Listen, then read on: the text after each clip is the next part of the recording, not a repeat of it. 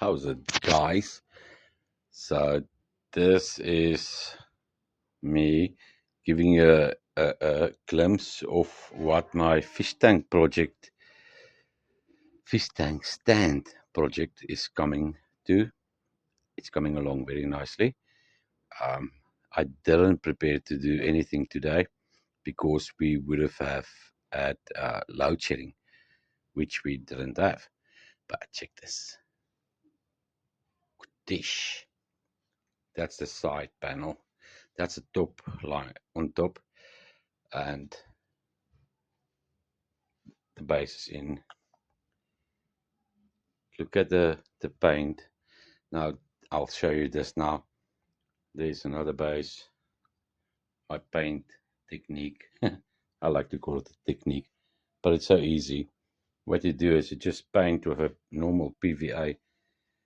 Let the paint set into the grooves of the wood, and then you just sand it afterwards. Now here I only have one clamp, and what I've done, I needed to clamp this center piece onto that piece. I didn't want to screw or nail it.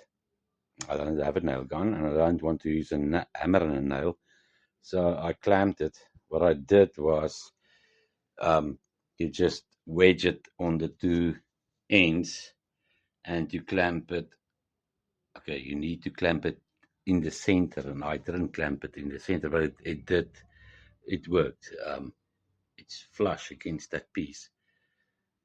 So yeah, I'm so excited. This project is almost finished. Look at that. I just love this. Now my idea is these still needs to get sanded because there is a screw hole that I filled up with sawdust glue. There's another one. And yeah, it still needs to get sanded, but I'm not going to sand now. There's another one because it's too late to make a great deal of noise. And look, my workspace is a little bit more tidier than it was.